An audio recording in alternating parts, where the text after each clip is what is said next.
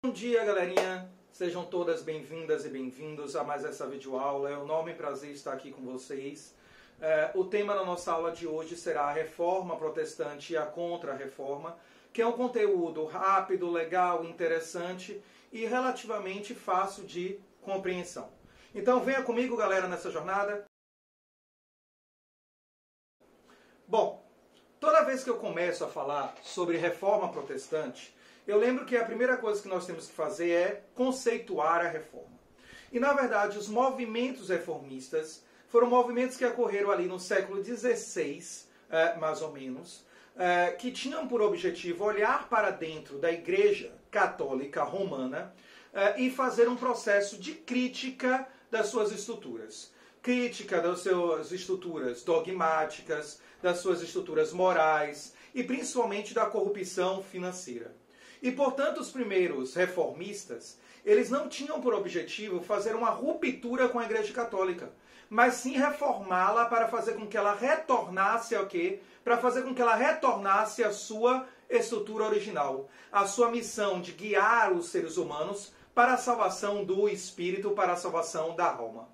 Contudo, como a Igreja Apostólica Romana não aceitou esse processo de reformas, esses movimentos vão acabar dando origem a rupturas oficiais, que vão automaticamente produzir novas doutrinas religiosas que dão origem a novas igrejas, entre elas a luterana, a calvinista e a anglicana. Assim nós podemos definir que a Reforma Protestante foi um movimento que ocorreu ali no século XVI, que tinha por objetivo criticar e reformar a Igreja Católica, mas como essa não aceitou passar por um processo de reestruturação, acabou levando a divisão com essa igreja, dando origem a novas doutrinas.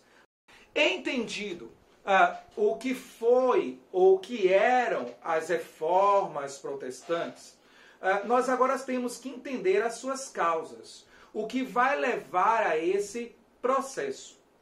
E é claro, galera, que quando nós trabalhamos as questões das causas, nós temos que contextualizar a reforma dentro do antigo regime. Então, das mudanças estruturais que estavam ocorrendo no século XV e XVI.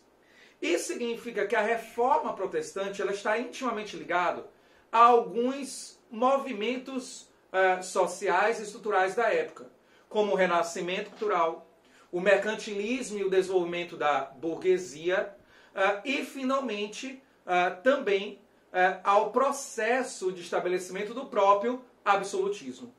E, portanto, alguns historiadores consideram que a Reforma Protestante é uma consequência do estabelecimento do tripé que consegue consolidar o antigo regime, o Renascimento, o absolutismo e o mercantilismo.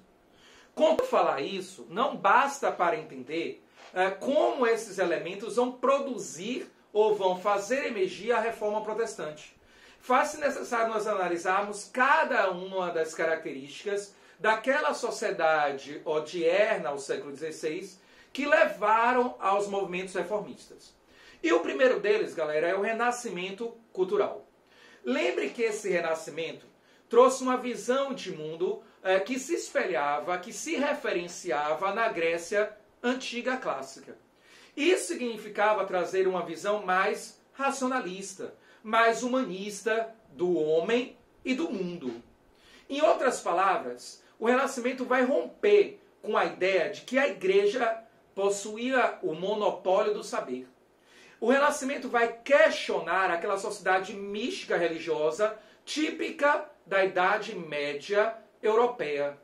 E vai trazer uma forma de ver o mundo mais racional, mais crítica e humanista, o que significava entender o mundo, a sociedade e o homem em prol de um bem coletivo. Somando-se a isso, emergiu uma outra característica do Renascimento, que era o antropocentrismo. O antropocentrismo, que é a ideia de que o homem se encontra no centro do universo. Que, como nós vimos quando trabalhamos com renascimento cultural, não significa colocar o homem acima de todos os outros seres, mas sim dizer que o homem é a medida de todas as coisas. Que o homem só vai entender o outro homem, a si mesmo, a sociedade e o universo a partir dele e do conhecimento que ele possui, dos saberes que ele se apropriou. Então que o homem entende tudo a partir dele, das suas verdades, da sua realidade social e psicológica. Quando nós congregamos a ideia do racionalismo, do humanismo e do antropocentrismo, percebemos então que esse renascimento vai trazer ao homem a ideia de que se ele foi feito à imagem e semelhança de Deus, se ele como homem é racional, e se ele só pode entender as coisas a partir dele mesmo, ele tem que entender a religião, a religiosidade, a Bíblia, o cristianismo, a partir da sua visão racional e humanista. O que vai fazer com que haja uma nova representação sobre aqueles escritos dogmáticos religiosos cristãos. Soma-se ainda a isso o desenvolvimento do próprio quê? Do próprio cientificismo. Do próprio cientificismo que vai possibilitar agora entender realidades geográficas, físicas, naturais, que antes não poderiam ser compreendidas. Isso irá fazer com que, através da empiria, surjam novas teorias explicativas, como a teoria do geocentrismo. Como a teoria do heliocentrismo, que contestava o geocentrismo e, portanto, contestava a ideia de que a Terra era o centro do universo, trazendo a ideia de que a Terra era apenas um corpo que circulava o Sol. Esse cientificismo, então, vai possibilitar o quê? Vai possibilitar a contestação de verdades míticas, religiosas. E, finalmente, tudo isso congregado vai gerar uma relação íntima entre homem e Deus. Agora se entende, através do renascimento, que o homem pode entender a palavra de Deus de forma direta. Que o homem é capaz de entender essa palavra de Deus de forma racional, porque Deus é racional. E, portanto, que o homem pode se tornar o próprio agente da sua salvação. O que significa que a característica do individualismo renascentista também emerge como uma causa para o processo de estabelecimento da reforma protestante. Contudo, não podemos dizer que o renascimento é o único elemento propulsor dessas reformas. A criação da imprensa também foi outro fenômeno fundamental. Lembre, galera, que antes de se criar a imprensa, a forma que se tinha para produzir os livros eram chamados monges copistas. Então você pegava um livro, uma obra, e copiava ele à mão, manuscrito. O que significava que você demandava para isso um tempo gigantesco. Aliás, imagine aí você pegar uma Bíblia para copiá-la. E não é só o ato de você copiar a Bíblia. Você tinha que fazer isso com a letra rebuscada, refinada, esteticamente bonita. Você fazia desenhos, às vezes, naquelas obras, o que demandava mais tempo. As bordas daqueles livros eram todas desenhadas. E, consequentemente, a reprodução dessas obras eram lentas e caras, o que fazia ela pouquíssimo acessível à massa da população. E se haviam poucos livros, os livros eram caros, então a difusão das ideias que encontravam-se naqueles livros também eram muito pequenas. Contudo, com o desenvolvimento da imprensa, agora você vai poder produzir livros em grande quantidade. E produzindo livros em grande quantidade, você também vai poder baratear o seu preço. Apesar de que o livro em si nunca vai se tornar completamente barato. Basta a gente ir em uma livraria hoje em dia. Mas esse barateamento do preço do livro vai possibilitar um melhor acesso a essas obras. Não só o fato de ele estar mais barato, mas ele se tornar também mais acessível pela sua quantidade. E o ser humano tendo acesso a esses livros, significa que ele vai ter acesso a novos saberes, a novos conhecimentos. Que ele vai ter acesso a novas formas de pensar. E, consequentemente, ele vai conseguir produzir críticas à sua forma de pensar e às formas de pensar e às estruturas sociais que estavam constituídas. Então, o ser humano, quando pegar a Bíblia, ele vai poder praticar a sua própria interpretação. Uma interpretação racionalista, humanista, antropocêntrica e individualista, que possibilita criticar os dogmas da igreja e às vezes até mesmo perceber que muitos desses dogmas não tinham sustentação bíblica e que, portanto, eram invenções da Igreja Católica para estabelecer estruturas de quê? De dominação. Aqui, galera, nós podemos dizer que entendemos o como o homem em si, individual, o intelectual, criou as estruturas necessárias para produzir a reforma. Mas é claro que essa reforma não foi feita apenas por um movimento orgânico, não articulado e estratégico. Houveram elementos de poder, forças de poder, que vão agir de forma intencional para estimular esse processo das reformas protestantes.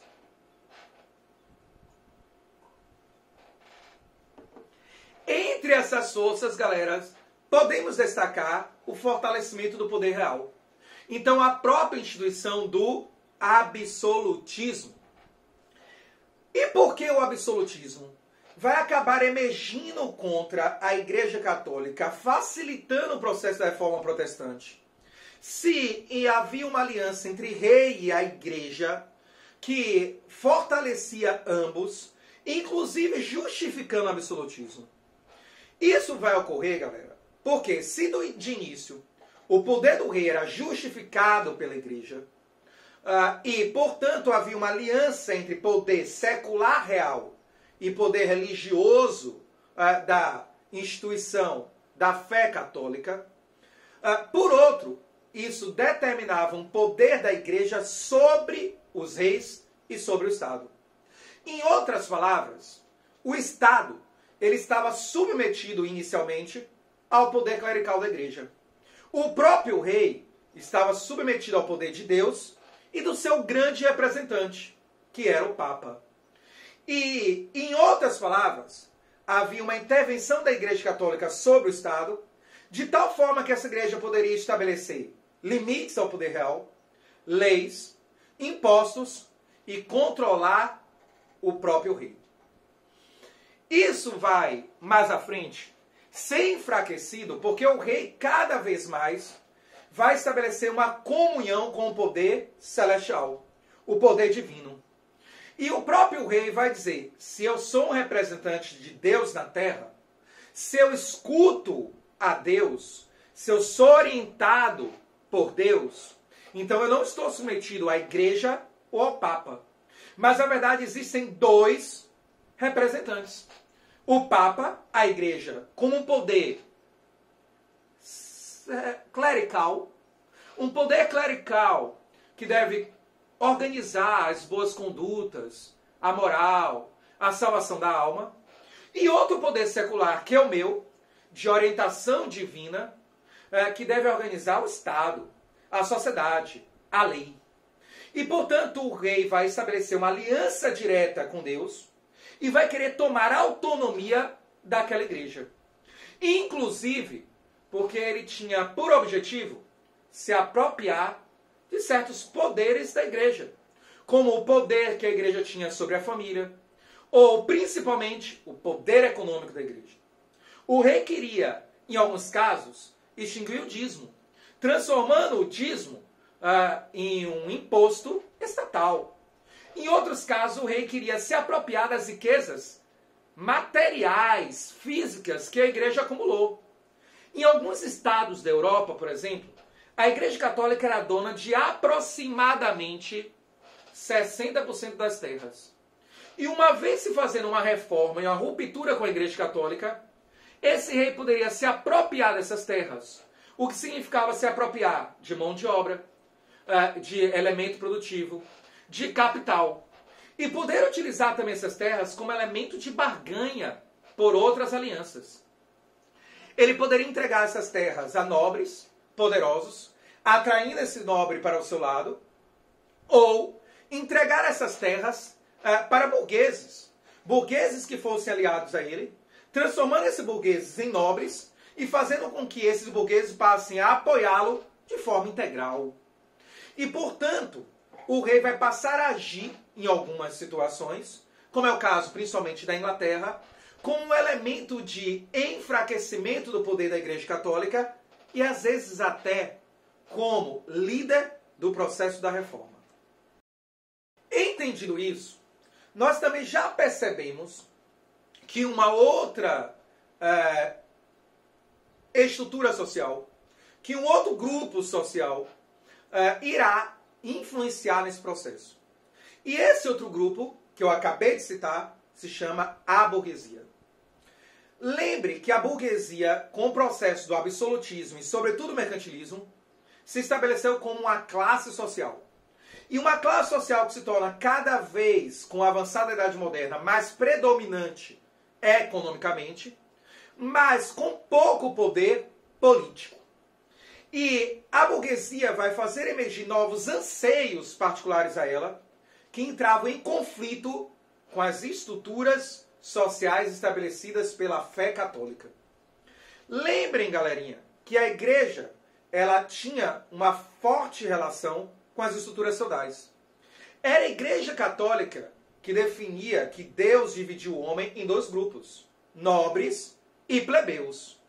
Era a igreja católica que então reafirmava o direito de exploração da nobreza sobre a plebe, dizendo que isso ocorria devido ao que, galera? Devido à vontade divina. Lembre também que essa igreja católica se opunha ao acúmulo excessivo de capital e ao lucro. O lucro, que era extremamente benéfico e fazia parte da realidade daquela burguesia. E, portanto, a igreja se colocava contra as estruturas que começavam a se formar do capitalismo. Essa oposição da igreja contra as estruturas mercantis e posteriormente capitalistas, o apoio à estrutura feudal, o que significava que ela apoiava uma estrutura agrária, campestre, baseada na subsistência e na autossuficiência, o que desestimulava o comércio, o que desestimulava a produção de excedente e o próprio lucro da burguesia, vai fazer com que os burgueses venham a se levantar com uma força que objetivava quebrar os dogmas católicos. E para isso a burguesia vai financiar intelectuais, artistas, filósofos renascentistas, para que eles possam produzir novos conhecimentos, que tragam novas verdades e que expliquem o funcionamento da natureza, do mundo, para além da explicação mística religiosa. Que explique a estrutura social de divisão e hierarquização daquela sociedade, para além da estrutura da nobreza e plebe que a igreja criava. E que finalmente possa questionar os dogmas católicos, apontando suas falhas, seus erros, suas limitações. E a burguesia então vai servir como mola propulsora financeira para estimular o surgimento de novas teorias. Finalmente, galerinha, a última grande causa que vai levar ao processo das reformas protestantes são os próprios problemas de doutrina da Igreja Católica. A Igreja Católica, no seu processo de formulação, foi criando dogmas religiosos que eles tinham muito mais objetivos sociais e às vezes econômicos do que de fato religiosos. Inclusive, muitos desses dogmas, dessas leis, dessas doutrinas religiosas, elas não possuíam base bíblica. Ou seja, eram invenções da Igreja Católica. As duas que mais chamam a atenção e fragilizam a Igreja no século XVI eram as indulgências e as simonias. Olha o que eram as indulgências. Preste bem atenção que isso costuma cair muito nos vestibulares. As indulgências eram o ato da Igreja Católica vender o perdão dos pecados. Em outras palavras, você, ser humano, sempre pecador, teria que ir até o padre, confessar seus pecados e passar por um processo de penitência, punição, para libertar-se daquela estrutura pecadora. E nesse processo você fazia orações, jejuns, elementos religiosos para limpar o corpo. Contudo, eles diziam, em alguns casos, isso não basta. Em alguns casos é necessário você ter um documento oficial que comprove que você se libertou daquele pecado. Afinal de contas, lembre que quando você morrer, você vai parar na frente de São Pedro. São Pedro vai abrir o livro da sua vida e vai analisar lá quais eram suas falhas, seus pecados e seus acertos. Se seus pecados pesassem na balança mais do que seus bons feitos, automaticamente você ia para o quinto dos infernos. Mas nessa hora você poderia puxar o documento e dizer, não, esse pecado mais grave eu comprei o perdão. Ou melhor, comprei não. Eu recebi o perdão da Igreja Católica. Retire ele. E sua balança poderia ficar positiva e você ir para o paraíso. Isso significava que a igreja estava transformando o ato do perdão em algo mercadológico, com fins o quê? Lucrativos. E é óbvio que isso não tem nenhuma factibilidade e sustentação bíblica, o que vai ser extremamente questionado. Além de fazer com que os seres humanos mais ricos e poderosos viessem a entender que eles não precisavam cumprir de fato as normas morais, culturais e religiosas, porque eles poderiam, através do bem, do capital, comprar os seus perdãos. Finalmente, galera, um outro elemento que também costuma cair muito nos vestibulares e que vai estar presente como um problema doutrinário da igreja eram as simonias. E o que eram as simonias? O ato de se vender cargos eclesiásticos dentro da Igreja Católica. Galera, lembrem, na estrutura feudal haviam os nobres com títulos. Barões, condes, viscondes, marqueses. Isso significava que eles tinham feudos. Esses nobres, eles tinham, em alguns casos, vários filhos, inclusive homens. E apenas o primogênito herdava o seu título de nobreza feudal e o próprio dominus, o próprio feudo. Isso significava, galera, que em alguns casos, alguns nobres irão comprar títulos de nobreza dentro da Igreja Católica. Isso mesmo, o título de bispo, arcebispo, cardeal e até mesmo papa eram títulos de nobreza. O papa, o rei, os cardeais, os marqueses, os arcebispos, os duques, os bispos, os condes. E esses títulos iam com feudos, terras, servos para trabalhar para esses homens. E, em outras palavras, muitos nobres vão comprar esse título para ter acesso a títulos de nobreza, para ter acesso a terras e trabalhadores. E esses homens em nada tinham uma vocação religiosa, o que significava que eles iriam corromper a estrutura da Igreja Católica. A maior parte do alto clero não era um alto clero religioso por vocação, mas era um alto clero que estava ali para manter o seu status social e econômico. O que inclusive vai levar à corrupção moral, econômica, religiosa da Igreja Católica. Mas ainda existem duas estruturas dogmáticas da Igreja que dificultavam todo esse processo. A primeira delas, a ideia de que nós, seres humanos comuns, não éramos capazes nem de entender a palavra de Deus, nem de ter contato com Deus. Porque como pecadores, nós nos distanciávamos do divino. E que, portanto, havia uma necessidade de intermédio, uma intermediação entre o ser humano e Deus, que seria feito através do sacerdote, do padre. Isso significava que era necessário você ir para a igreja para poder ouvir a palavra de Deus e entendê-la. Que era necessário você ir até um padre para confessar os seus pecados e Deus escutar o seu pedido de perdão. E que, portanto, havia um monopólio da salvação espiritual por meio da via sacerdotal. Só o padre pode lhe dar o perdão e garantir a sua salvação. Isso comunhava, se unia ao elitismo ritualístico da Igreja Católica.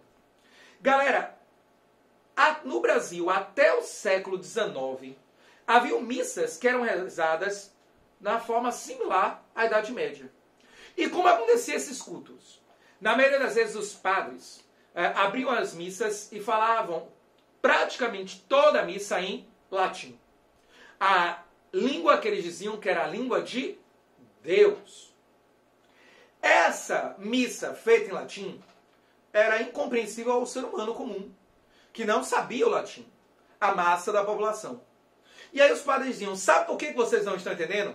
Porque vocês são pecadores. E vocês não conseguem entender a palavra de Deus. Essas missas não eram só oradas em latim. Elas tinham uma estrutura rígida, cansativa, longa e elitista. Inclusive, galera, o padre orava de frente ao púlpito, em teoria olhando para Deus, e de costas para o povo. E esse povo quase não participava dos rituais religiosos. Após ele fazer essa enorme ladainha, e você ficar ali 1 hora ou mais ouvindo, sem entender nada, é que ele explicava o que ele tinha feito em língua local. E depois você participava de alguns rituais, como o ritual da comunhão, da hóstia e por aí vai. Mas isso mantinha um certo distanciamento entre o homem comum e os rituais religiosos e o próprio Deus. Todos esses elementos fragilizavam a Igreja Católica. E, obviamente, vão levar às reformas. A reforma luterana, calvinista e anglicana. Contudo,